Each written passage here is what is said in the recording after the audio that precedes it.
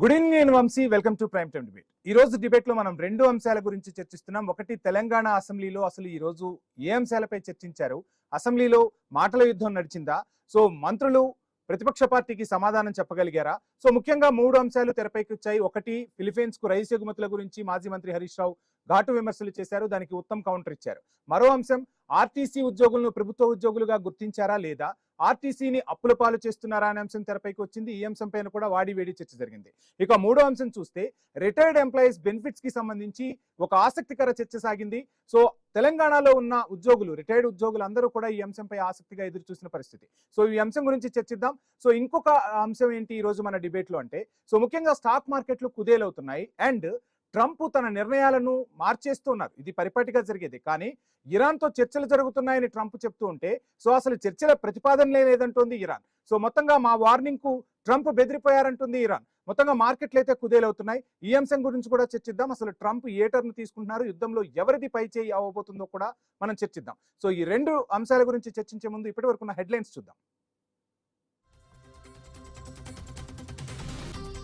పారిశ్రామిక అభివృద్ధిలో ఆంధ్రప్రదేశ్ ముందడుగు, స్టీల్ ప్లాంట్కు చంద్రబాబు శంకుస్థాపన.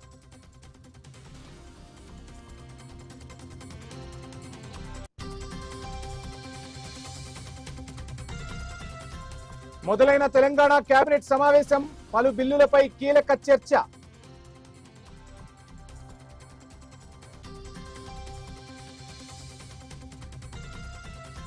ఓఆర్ఆర్ పై రోడ్డు ప్రమాదం, మాగంటి కూతుళ్లకు గాయాలు.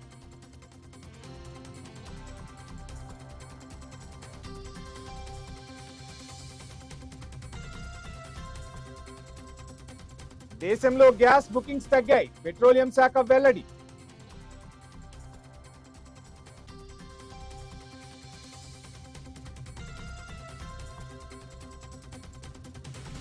యుద్ధ విరమణ అమెరికాకే పరిమితం, ట్రంప్ వ్యాఖ్యలను నమ్మలేమన్న ఇజ్రాయెల్.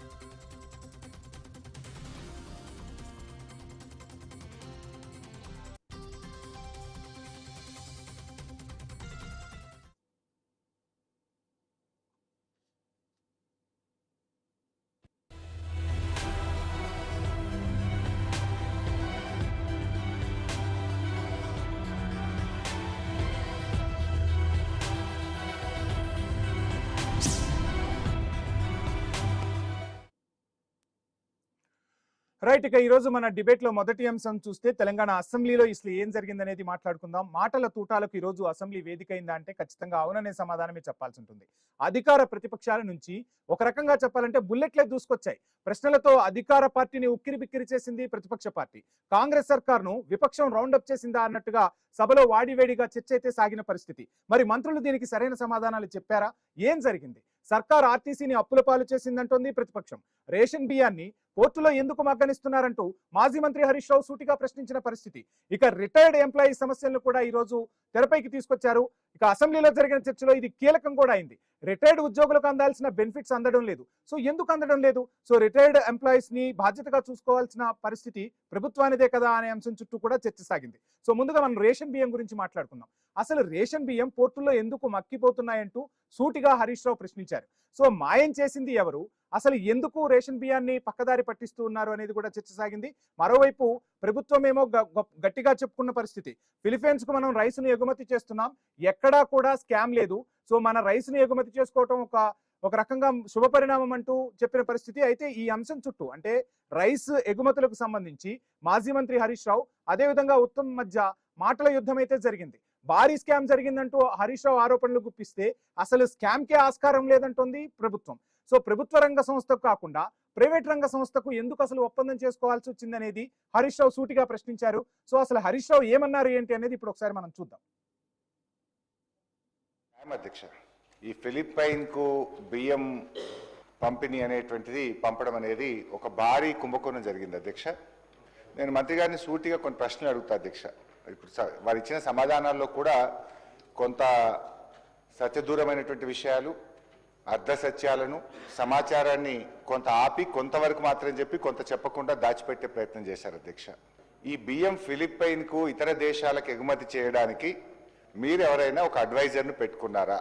ఆ అడ్వైజర్, ఆ అడ్వైజర్ పేరు ప్రేమ్ చంద్ గార్గ్ అధ్యక్ష. వీళ్ళు పెట్టుకున్న అడ్వైజర్ అధ్యక్ష ఆయన ఘరానా మోసగాడు.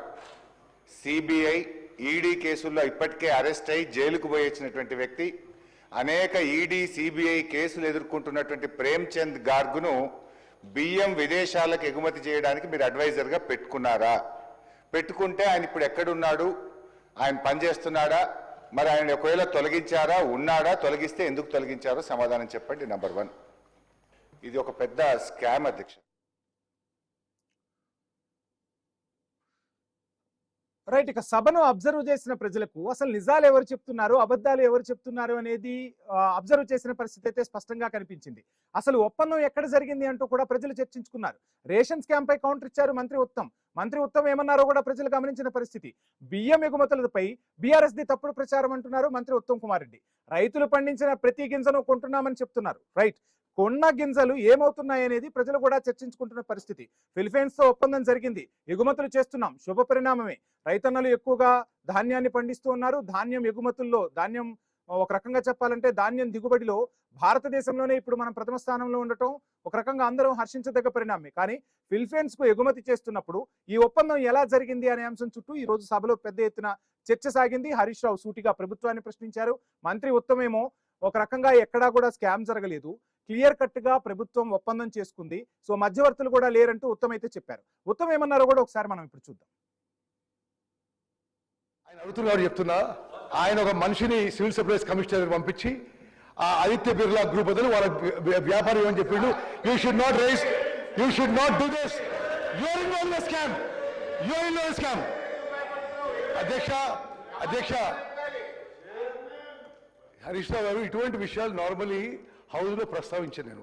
బట్ మీరు చేసి మళ్ళా ఇంకోరు తప్పు చేస్తే బాగా ఎంక్వైరీ ఇప్పుడు ఇరిగేషన్ మినిస్టర్ అన్ని ఎంక్వైరీలు చేయాల్సి వస్తుంది ఇప్పుడు దానికి.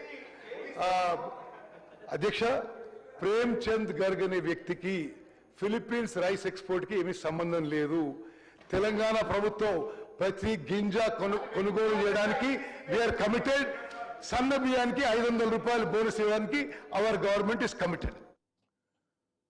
ఇక చూశారు కదా, మొత్తంగా హరీష్ రావు అండ్ ఉత్తమ్ కుమార్ రెడ్డి మధ్య మాటల యుద్ధం అయితే కొనసాగింది. ఇప్పుడు ఇంకొక అంశం తెర మీదకు తీసుకొచ్చారు.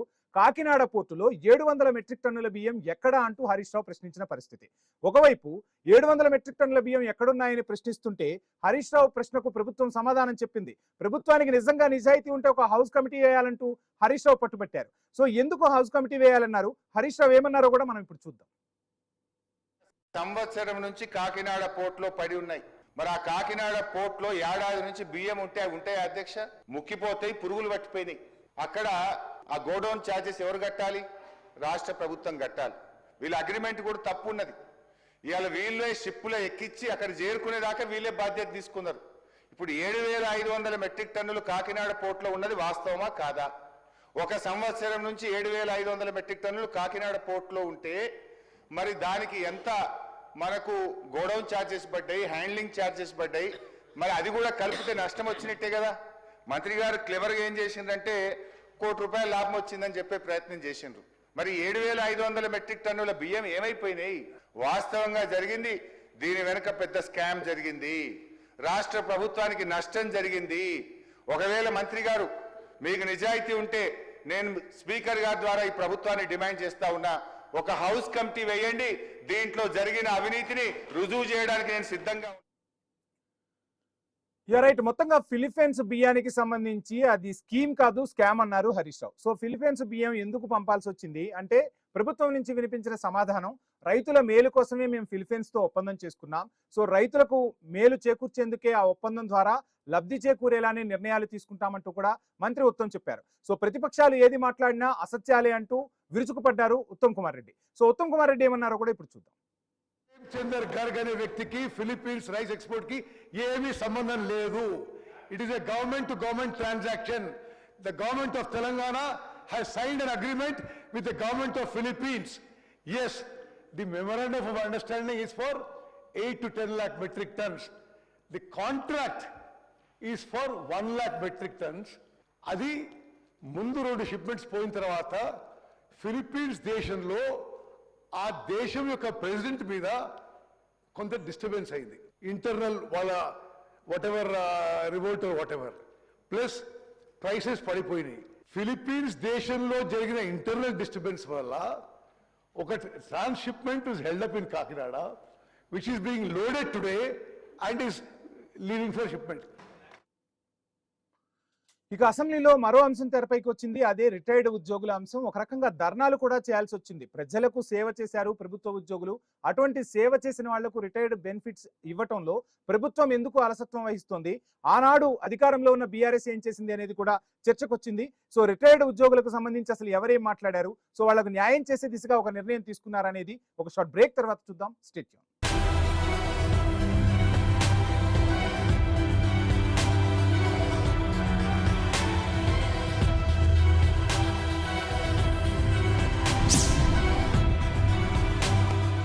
టాయిలెట్ ఎక్కడ? టాయిలెట్ శుభ్రంగా లేదా? న్యూ జాబ్ న్యూ వైఫ్ శుభ్రంగా ఉంచుకోవాలా? హార్పిక్ సబ్స్క్రిప్షన్ తీసుకో. ఇది ప్రతి ఫ్లష్ తో 1 నెల పాటు టాయిలెట్ ని శుభ్రంగా ఉంచుతుంది. Harpic flush pattern easy toilet cleaning యొక్క subscription. At KL Lake, you have the freedom to choose the subjects that fuel the engineering. UKL deemed to be university. దాచకుమరి చెప్పవా, బాత్రూమ్ ఇంత ఫ్రెష్ అండ్ క్లీన్ గా ఎలా? కొత్త Lizol fresh and clean bathroom cleaner తో ఎక్కువ చిక్కదనం ప్రత్యేకంగా bathroom కోసం. ఇది ఇస్తుంది 10 రెట్లు శుభ్రత, ఇంకా 12 గంటల పరిమళం. ఒకసారి శుభ్రత, నిలిచి ఉండే పరిమళం. ముందు చేతులు కడుక్కో. మమ్మీ అనే చెయ్యి కడుక్కో, అబ్బాయి అనే ఒఫ్ఫో చెయ్యి కడుక్కో ఒఫ్ఫో, సబ్బే పెట్టు నో నో, నురుగు ఉందా నో నో ఒఫ్ఫో. ఇషాన్ చేతులు సరిగ్గా కడుక్కోడు, అందుకే వచ్చేసింది డెటాల్ ఫోమింగ్ హ్యాండ్ వాష్. చేతులు కడుక్కునే మోడర్న్ విధానం. దీని ఇన్స్టెంట్ ఫోమ్ చేతుల మూలలకు చేరి మామూలు హ్యాండ్ వాష్ మరియు సబ్బు కన్నా 10 రెట్లు మెరుగైన ప్రొటెక్షన్ ఇస్తుంది. ఇంకా చేతులపై సాఫ్ట్ గా ఉంటుంది. Expert protection Dettol foaming hand wash తో. రుద్దు రుద్దు గీకు గీకు, రుద్దు రుద్దు గీకు గీకు, రుద్దు గీకు గీకు రుద్దు. ఇప్పుడు కాలిన్ స్ప్రే ఇస్తుంది డస్టింగ్ తో పోల్చితే 5 రెట్లు ఎక్కువ shine. At KL Lay, we ensure that your dream job is a reality. KL deemed to be university. వచ్చేసింది కొత్త హార్పిక్ బాత్రూమ్ అల్ట్రా క్లీనర్. ఉప్పు నీళ్ల మరక, పసుపు పచ్చదనం, తుప్పు మరక ఎలాంటిదైనా మొత్తం బాత్రూమ్ అల్ట్రా శుభ్రమవుతుంది.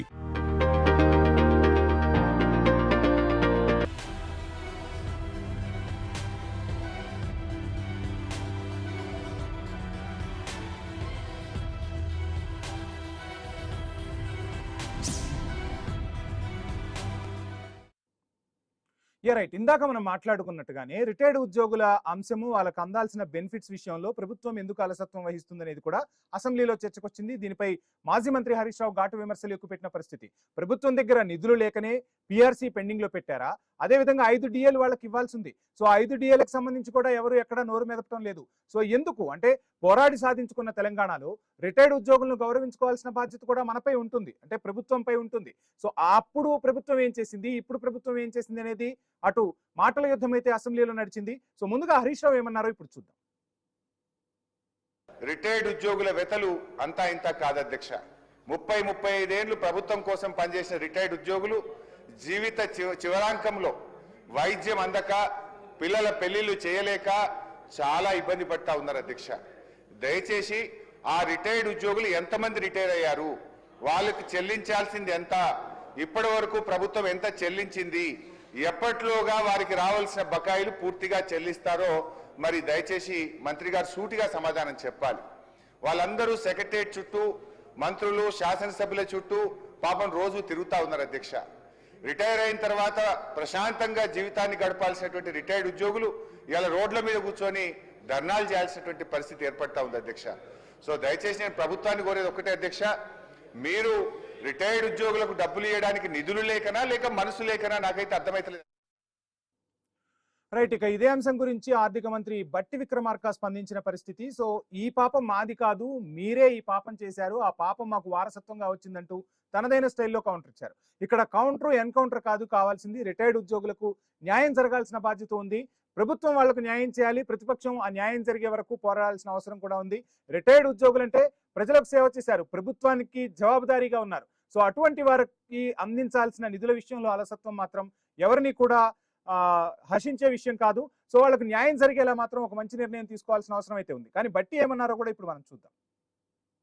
బీఆర్ఎస్ ప్రభుత్వం కేవలం రిటైర్మెంట్ బెనిఫిట్స్ చెల్లింపులు ఆర్థిక భారం తప్పించుకోవటానికే మార్చి 2021 నుండి ఉద్యోగుల పదవి విరమణ వయసుని 3 సంవత్సరాలకు పెంచారు.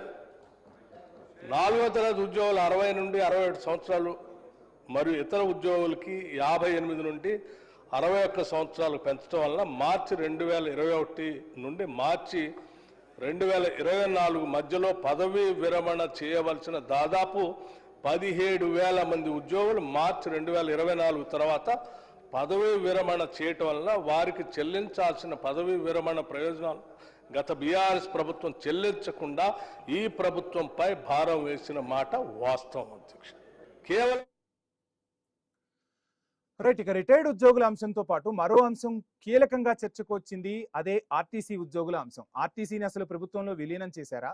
ఆర్టీసీ ఉద్యోగులకు ఎటువంటి భద్రత కల్పిస్తున్నారు? అసలు ఆర్టీసీ అప్పుల్లో ఉందా, లాభాల్లో ఉందా? అసలు ఆర్టీసీ చుట్టూ ఏం జరుగుతుందనేది మాజీ మంత్రి హరీష్ రావు చుట్టూ, ఇటు పొన్నం ప్రభాకర్ రవాణా శాఖ మంత్రి పొన్నం ప్రభాకర్ చుట్టూ కూడా ఒక ఆసక్తికరమైన చర్చ జరిగింది. ఇద్దరి మధ్య మాటల యుద్ధం నడిచింది. సో మేము ఆర్టీసీ కార్మికులను ఆదుకున్నామంటూ ఎవరికి వాళ్ళు చెప్పుకొచ్చిన పరిస్థితి. ఆర్టీసీ ఉద్యోగులకు కొత్త పీఆర్సీ ఎప్పుడంటూ హరీష్ రావు అయితే సూటిగానే ప్రశ్నించారు. సో దీనికి పొన్నం ఏం సమాధానం చెప్పారు? అసలు హరీష్ రావు ఏ విధంగా కౌంటర్ ఇస్తారు? వీళ్ళ మధ్య మాటల యుద్ధం ఏ విధంగా నడిచిందో ఇప్పుడు చూద్దాం. లాభాల్లో ఉందా, నష్టాల్లో ఉందా?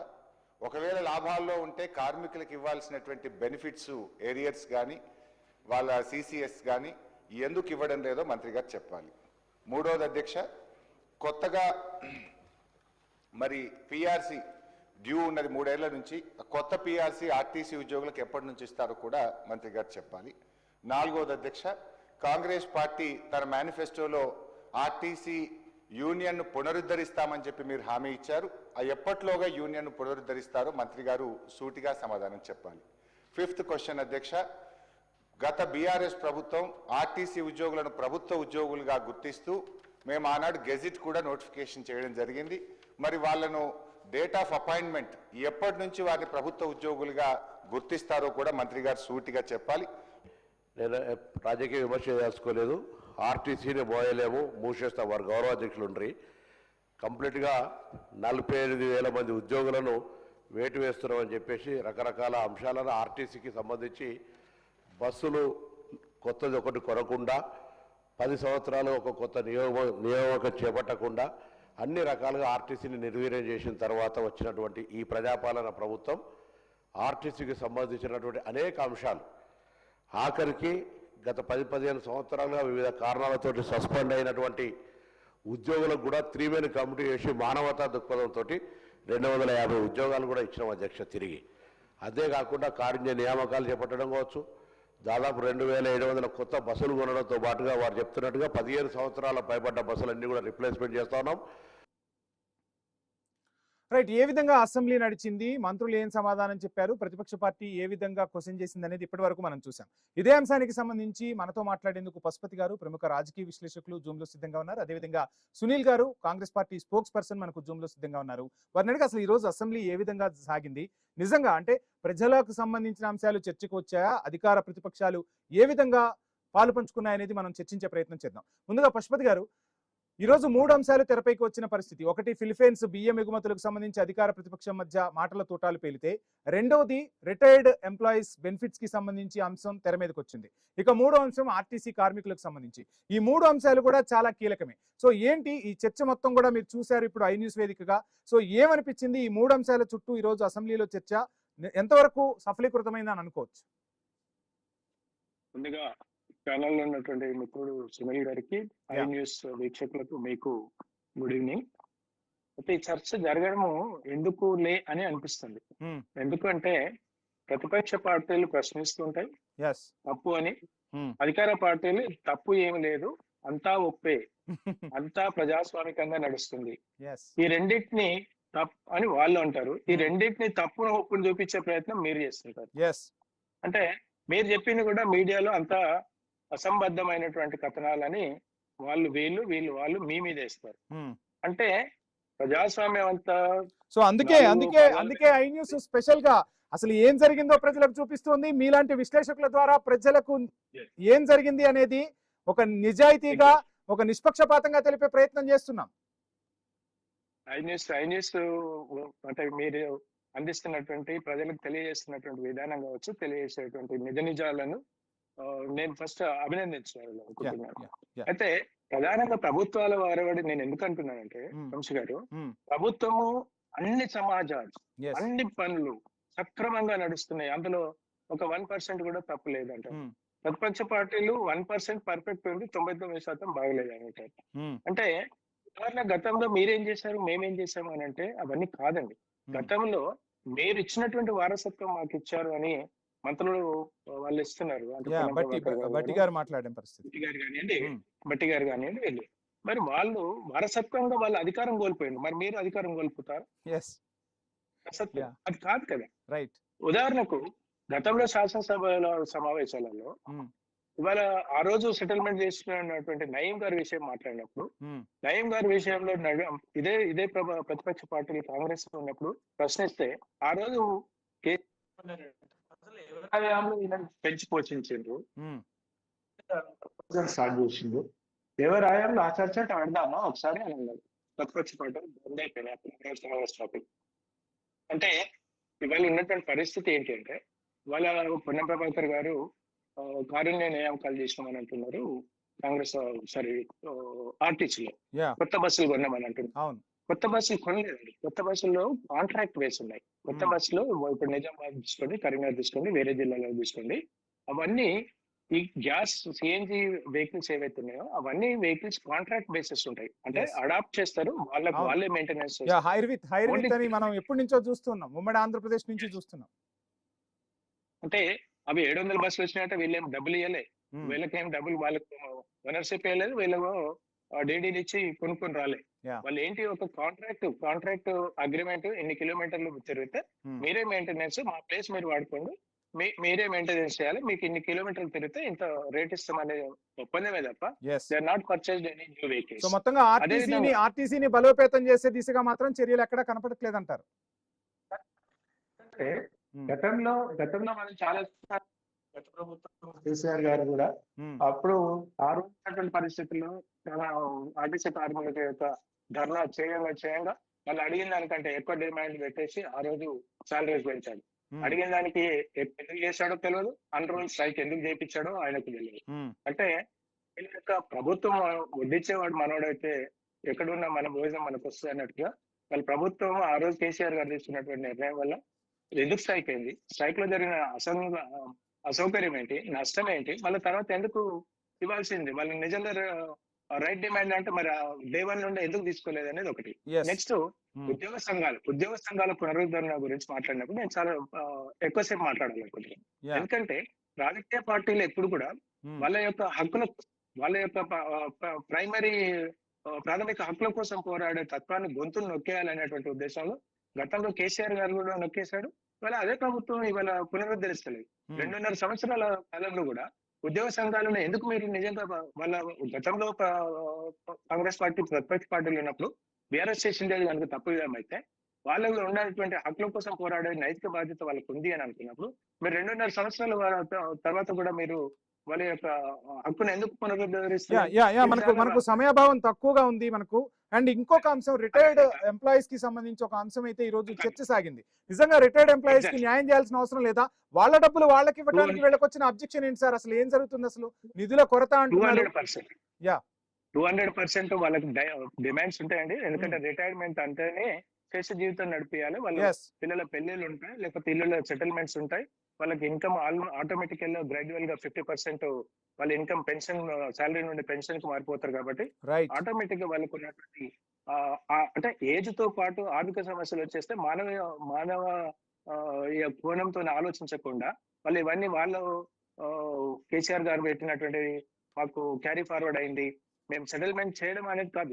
2 లక్షల కోట్ల రూపాయల బడ్జెట్ ఉన్నటువంటి దానికి 8,000 కోట్ల రూపాయలు నాకు తెలిసినంత వరకు రిటైర్డ్ ఎంప్లాయీస్ కి పెన్షన్ సెటిల్మెంట్స్ ఉంది. ఆ 8,000 కోట్ల రూపాయలు తీర్చకుండా వాళ్ళు దాచుకున్నటువంటి డబ్బు, వాళ్ళకి రావాల్సినటువంటి డబ్బు రైట్ రైట్ మాట్లాడదాం పశుపతి గారు. మనం సునీల్ కుమార్ గారు, సో 3 అంశాలు మీకు క్లియర్ కట్ గా కనిపిస్తున్న పరిస్థితి. ఈ 3 అంశాలపై ప్రభుత్వం అయితే స్పందించింది, కానీ ప్రజలు ప్రతిదీ కూడా గమనిస్తూ ఉన్నారు. ముందుగా రిటైర్డ్ ఎంప్లాయీస్ కి సంబంధించి వాళ్ళ నిధులను క్లియర్ చేయాల్సిన బాధ్యత మీపై లేదా? సో వాళ్ళు చేసిన వారసత్వంగా మాకొచ్చింది అని చెప్తూ ఉన్నారు. సో క్లియర్ చేయాల్సిన బాధ్యత మీపై లేదా? ఇది ప్రజల నుంచి వినిపిస్తున్న ప్రశ్న. ఓకే అండి. యా, ఐ న్యూస్ యాజమాన్యానికి, యాంకర్ గారికి, అట్లాగే విశ్లేషకులు మా పశుపతి సార్ గారికి నమస్కారాలు తెలియజేస్తున్నా. ముఖ్యంగా ఈరోజు ప్రభుత్వ పాలన, ఇది ప్రజాపాలన. ప్రభుత్వం ఏదైతే పాలన చేస్తా ఉందో ప్రజలందరూ గమనిస్తా ఉన్నారు. ఒక్క బీఆర్ఎస్ బీజేపీ నేతలకు తప్ప కాంగ్రెస్ పార్టీ పథకాలన్నా, కాంగ్రెస్ పార్టీ హామీలన్నా ఏదో కోడిగుడ్డు మీద ఈకలు వీకే ప్రయత్నాలే చేస్తున్నారు. 3 అంశాలు తీసుకున్నందుకు ఐ న్యూస్ వారికి నేను ధన్యవాదాలు తెలియజేస్తున్నా. నంబర్ 1, రేషన్ బియ్యం విషయంలో హరీష్ రావు గారు అసెంబ్లీలో గొంతెత్తి పనికి మాలినటువంటి చర్చ అది. దాని మీద అసలు ఎలాంటి సమాధానం ఇవ్వాల్సిన అవసరం లేదు. ఆయన ఏదో కాకినాడ పోర్ట్ అంటాడు, ఇది అంటాడు.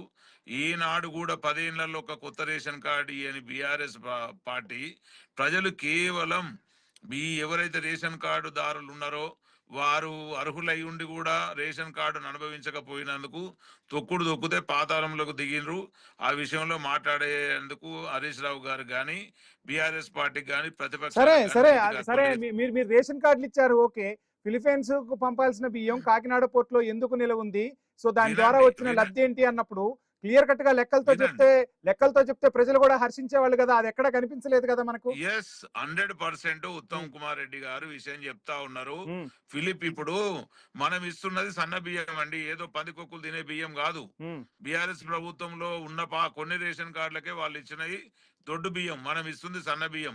ఇవాళ రేషన్ కార్డు దారుల వాటాలలో 1 అర్ధ కిలో బియ్యం తగ్గినా గానీ రేషన్ కార్డు దారుడు ఎక్కడంటే అక్కడ ధర్నాకు దిగే ఇక్కడ అంశం కాదు మాట్లాడింది. ఫిలిపైన్స్ ఎగుమతుల గురించి మాట్లాడారు, ఇక్కడ రేషన్ సరఫరా గురించి మాట్లాడలే హరీష్ రావు గారు. వినండి సార్, వినండి. ఇప్పుడు మన తెలంగాణ రాష్ట్రంలో అత్యధికమైనటువంటి ప్యాడీ వరి పంటను మనం పండించుకున్నాం. మనం ఇయ్యాల రైతుల దగ్గరికి వెళ్ళి, రైస్ మిల్లుల దగ్గరికి వెళ్ళి మనం పండించిన పంటను మన సన్న బియ్యం మన వినియోగదారుడు, రేషన్ కార్డు దారుడే తినాలనే ఉద్దేశం మీద వీళ్లకు సరిపడా పోను ఫిలిప్పీన్స్ దేశానికి రైస్ ఎక్స్పోర్ట్ చేసుకోవడంలో తప్పు లేదు, చేయొచ్చు. ఆ విషయంలో, ఎక్స్పోర్ట్ విషయంలో అక్కడ ఉన్న అధ్యక్షుడు, దేశాధ్యక్షుడికి అక్కడ ఉన్నటువంటి ప్రభుత్వానికి మధ్యలో ఏదో తేడా వచ్చినప్పుడు ఆ బియ్యాన్ని అక్కడ కాకినాడ పోర్టులో ఆపడం జరిగింది. ఇలా నిజంగా రేషన్ కార్డు బియ్యం అంటే బీఆర్ఎస్ ప్రభుత్వం మొత్తం వెళ్ళిపోయి వాళ్ళు అక్కడ ఉండి చూసుకొని తెచ్చుకోవచ్చు కదా. రైట్. మరి రిటైర్డ్ ఎంప్లాయీస్ కి సంబంధించి బెనిఫిట్స్ ఇవ్వాలి, అవి వాళ్ళ డబ్బులే. సో వాళ్ళు అక్కడ దాచుకున్న డబ్బులు, వాళ్ళు బెనిఫిట్స్ ఇవ్వడంలో ఎందుకు విఫలం అవుతున్నారు? వాళ్ళు రోడ్లపైకి వచ్చి ధర్నాలు చేయాల్సిన పరిస్థితి ఎందుకు వస్తుంది? ఒక స్పష్టమైన హామీ ఎందుకు ఇవ్వలేకపోతుంది ప్రభుత్వం? మంచి క్వశ్చన్ అడుగుతున్నారు సార్. మీరు ఐ న్యూస్ వాళ్ళు దయచేసి ఒక యాంకర్ ను, అవసరం అనుకుంటే ఒక లేడీ యాంకర్ ను, ఎందుకంటే ప్రభుత్వానికి కొంచెం మా ప్రభుత్వం ఏం చేస్తుంది అనేది తెలుస్తుంది, రెండవది గత ప్రభుత్వం ఏం చేసింది అనేది కొంచెం బుద్ధి వస్తుంది. మీరు వచ్చి ఒక మీ ఐ న్యూస్ మైకు పెట్టి అక్కడ తిరగండి. ఎప్పుడు కూడా బీఆర్ఎస్ పార్టీలో రిటైర్డ్ అయిన ఉద్యోగులకు మాత్రమే అప్పటి వాళ్ళు ఇవ్వకుండా మన మీదికి నెట్టేశారు. వాళ్ళు చేసినటువంటి పాపానికి ఇలా బడ్జెట్ ఉన్నా లేకున్నా మనం ఏ రకంగా రిటైర్మెంట్ వాళ్ళని అడ్జేస్తున్నాము, ఒప్పించి మెప్పించి ఏదో రకంగా మనం అప్పచెప్తా ఉన్నాం. సో 3 సంవత్సరాలుగా వాళ్ళు 3 సంవత్సరాలు ఎంతమంది ఎంప్లాయ్మెంట్ రిటైర్డ్ అవుతారో మీకు తెలుసు. 2021 నుంచి 24 వరకు ఆ రిటైర్డ్ దారులందరికీ టైం ఎక్స్టెన్షన్ చేసి కేసీఆర్ గారు తెలివిగా తప్పించుకున్నాడు. అది ప్రభుత్వం మీద అత్యధికమైనటువంటి భారం పడిన మాట వాస్తవం. దాని విషయంలోనే తప్ప ఇక్కడ ఇవాళ బీఆర్ఎస్ ప్రభుత్వం అయిపోయినాక కాంగ్రెస్ ప్రభుత్వంలో ఎంతమంది రిటైర్డ్ అయినరు కావాలంటే మీరు వాళ్ళందరితోని మీరు ప్రత్యేకంగా ఇంటర్వ్యూ చేయండి. ఖచ్చితంగా వాళ్ళ తరపున ఐ న్యూస్ పోరాడుతుంది. రిటైర్ ఎంప్లాయీస్ కి రావాల్సిన బెనిఫిట్స్ కోసం ఇటు ప్రభుత్వాన్ని నిలదీస్తాం. ఖచ్చితంగా వారికి రావాల్సిన బెనిఫిట్స్ వచ్చే వరకు కూడా మీడియా, ఒక బాధ్యత గల మీడియా సంస్థగా ఐ న్యూస్ పోరాటం చేస్తుందంటంలో ఎటువంటి సందేహం లేదు. రైట్. ఇక చర్చలో పాల్గొన్న సునీల్ గారికి, అదేవిధంగా పశుపతి గారికి ఐ న్యూస్ తరపున ప్రత్యేక ధన్యవాదాలు. లక్షలు కాదు, కోట్ల సంపద ఆవిరైపోతుంది. ఈ సంపద ఎట్టుపోతుంది? స్టాక్ మార్కెట్ లో ఇన్వెస్ట్ చేసిన వాళ్ళందరూ కోల్పోతున్నారా? అసలు ట్రంప్ యూటర్న్ తీసుకుంటూ ఉన్నారు. చర్చలకు వెళ్ళాము, 2 రోజులు చర్చలు జరిగాయని ట్రంప్ అంటుంటే అసలు చర్చల ప్రసక్తే లేదంటూ ఇరాన్ ట్రంప్ వ్యాఖ్యలను తోసిపుచ్చిన పరిస్థితి, ట్రంప్ హెచ్చరికలను బేఖాతరు చేస్తున్న పరిస్థితి. ప్రపంచం ముంగిట ఏం జరుగుతోంది, యుద్ధం అసలు ఏ వైపు టర్న్ తీసుకుంటుందో చర్చిద్దాం. చర్చించే ముందు ప్రైమ్ టైం డిబేట్ లో షార్ట్ బ్రేక్ తీసుకుందాం. Stay tune.